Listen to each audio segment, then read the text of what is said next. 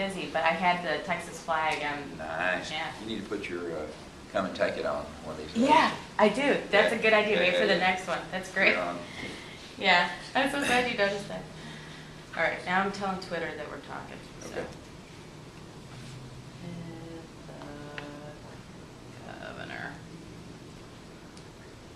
All right. And see, people are going to be talking to me Sure. while we're doing this. Okay. Okay. Hey, everybody. I'm here with Governor Rick Perry, and we are at the Red State Gathering here in Austin, Texas. Last year was the first one in Georgia, and this year we're here, and the governor hosted us yesterday and then last night for an awesome party. So anyways, thank you for that, Governor. You're welcome. That was great. It was great fun. Okay, so I got a lot of questions for Great. this time. All right. One of the big things, especially for Texas voters and people nationally, is the EPA lawsuit. Right. And I was talking to one of the people from Virginia, and the nature of their lawsuit is just a little bit different. And in fact, somebody said it has more teeth in it. Can you explain to me what's going on and if those lawsuits are going to end up being, joined together against the federal government? Yeah, they probably will be, just for efficiency's sake. But the point is, it's the federal government coming in, trying to take over what has historically been a state regulation process. For instance, in the state of Texas, it was put in place by Ann Richards, who is a Democrat governor, and approved by Bill Clinton, obviously a Democrat president. So it's really not a partisan issue. This is a classic example of this administration trying to take over every aspect of our lives from a centralized place in Washington, D.C. And our state, for instance, in Texas, we've cleaned up the air, interestingly, more than any other state in the nation over the last decade, except for Georgia.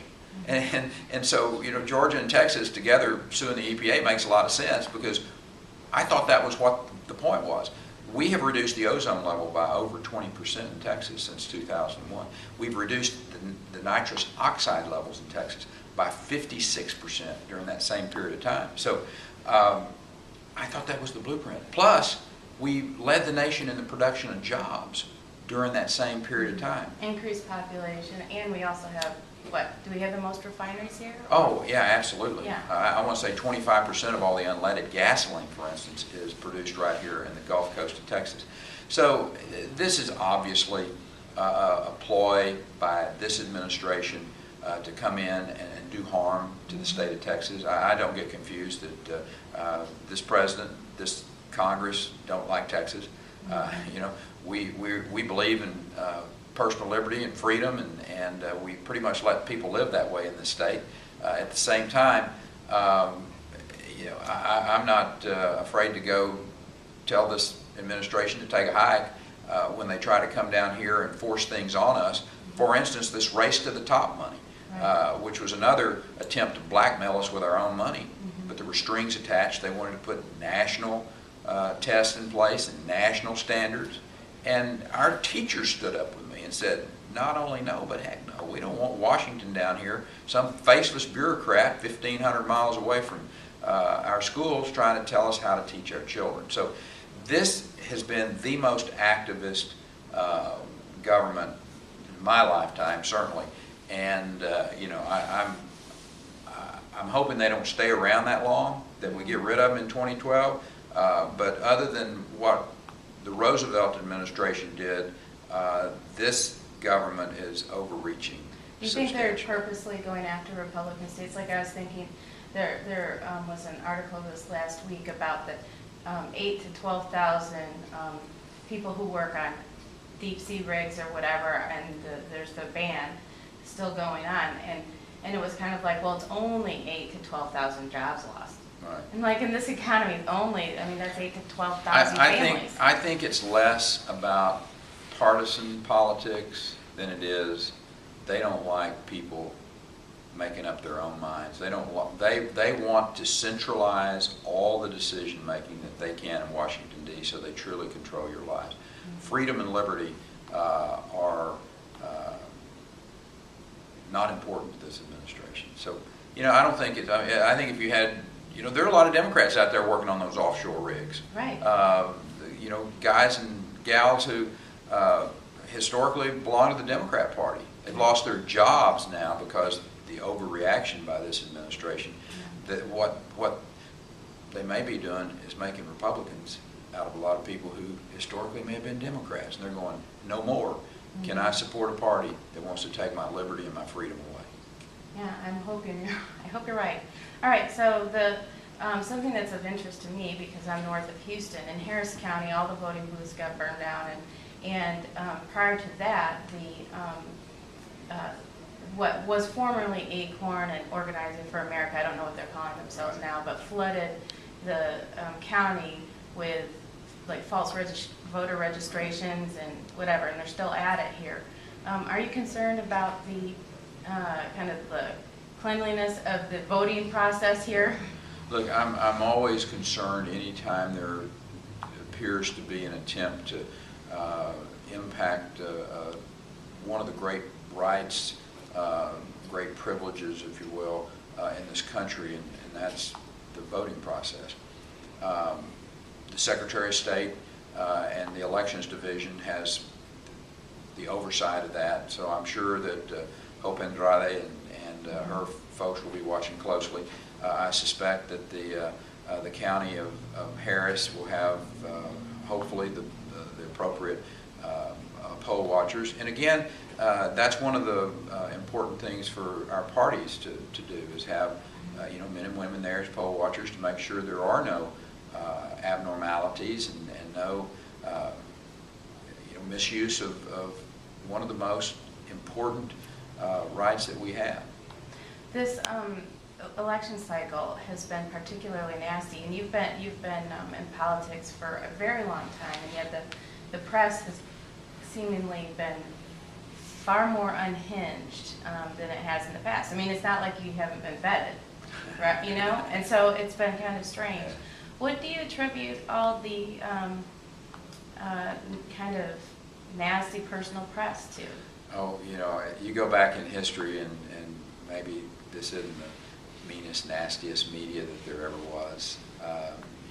You go back in time, and then there's some pretty onerous stories. But I try not to pay attention to what the you know, the people who are purveyors of negatives. I focus on what we're positively doing for this state, and I'm going to continue to tell the story that this is the greatest state in the nation to live in, that we've created more jobs during the decade of the 2000s than any other state. We got you know, unemployment rate that's a point to a point and a half below the national average, and we're still creating jobs, and people still moving to the state of Texas. That's what people want to hear, and that's what's going to, I think, at the end of the day, carry the election for us, is that people know that there's something special going on in Texas, and it's a great place to live, regardless of whether you know, a newspaper or a TV station or a radio station or any other purveyor of negativism are out there spewing.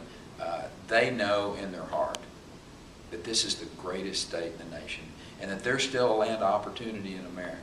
It's called Texas. Amen. Well, now talking about the press a little bit, you had a press conference this last week talking about debating Bill White, and you said you wouldn't do it until he came clean about his financial records. Why don't you think that Bill White is releasing his financial records? Well, there's obviously something there that he does not want the people of the state to take a look at.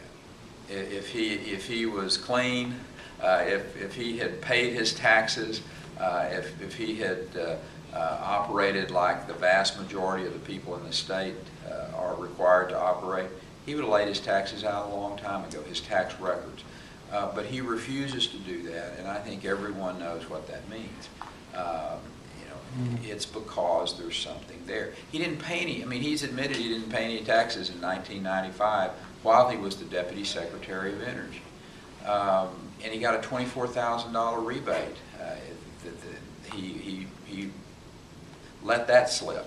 So the point is, if you're making $133,000 a year, which was his salary then, and you didn't pay any taxes, and you got a $24,000 rebate, how's that work? People want to know. It's good to be the king of Houston, evidently. Okay, so you're up in the polls right now. Do you feel pretty confident going into November? I feel confident. We've got a great team put together, that we will work hard, we will be disciplined. We have done this before, we know what's required. On the other side of that, we realize that there's no givens in this business, and you got to go ask the people for their vote. You got to go work hard, and we will do that. We won't be outworked, and we will make sure that we ask people for their votes as often and as many places as we can. And I think at the end of the day, people will make a decision on the record that I have versus the record of my opponent. When you look at the economic, or I should say the budgetary problems that the city of Houston have today, the current mayor, Anise Parker, even said herself. She said, "Listen, you know, there's been some bad management in this previous administration, and she's trying to straighten it out. And taking pension money and paying for operating expenses, that's no way to run a city, and it's sure no way to run a state." So, of course, I have a national audience, and I asked anybody if they had any questions for you. One was, would you be willing to move to California and help out? You know, That was a reader in California. We go to California on a fairly regular basis, actually, and talk to the people out there. We were on Hugh Hewitt's radio program from time to time, and we go down to San Diego to support some of the sailors and airmen that are down in that part of the state. And California hopefully will elect Meg Whitman, a real adult with a great grasp. Are you saying that Governor Schwarzenegger? No, not at all. I'm just talking about, I think having someone who's a real adult from the standpoint of running a business. Mm-hmm. And I think it's important to have the reality, of someone who's actually run a big corporate entity. Having Meg as the governor of California, I think, is their last hope. If you don't have someone like Meg who's going to be willing to make the hard decisions and get that state economically back on track, then I think you've got a real possibility of the most populous and very important state in the nation going bankrupt. Do you think it can be done? You think Yes, I do think it can be done. It's going to be hard, and there's going to be a lot of gnashing of teeth and whining, but it will take somebody like Meg Whitman, who has the power of that background of running a major corporation, to go in and sort through where all of the messes have been made, clean it up, get California back on track. Okay, so one last question I have to ask again.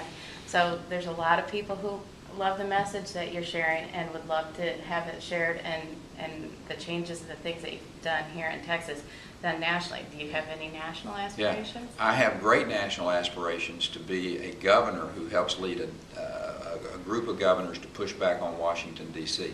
And I think it's a very important role to have a senior governor, if you will, a person who has gone out and put a state in a position of powerful economic decision-making, if you will, of making the hard decisions, of having to reduce spending and cut the taxes, as a leader of a group of governors who work with, hopefully, a newly elected Congress, and in 2012 a newly elected president, and really get this country back to the constitutional values that made us what we are, and allow the states to compete against each other.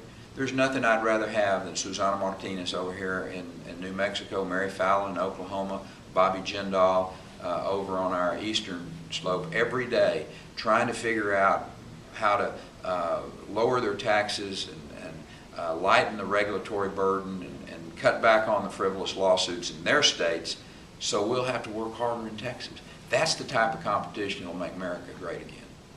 Well, thank you very much for your time again You're welcome. today. Thanks, I Melissa. really appreciate it. You're welcome. All right.